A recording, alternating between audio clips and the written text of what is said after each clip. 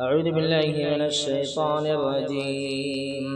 بسم الله الرحمن الرحيم.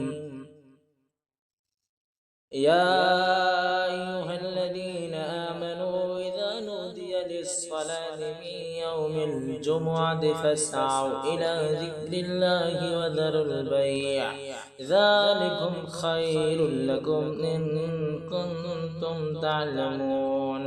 فإذا قضيت الصلاة فانتشروا في الأرض وابتغوا من فضل الله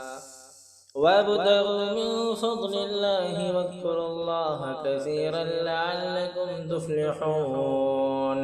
وإذا رأوا تجارة أو لهوا انفضوا إليها وتركوك قائما.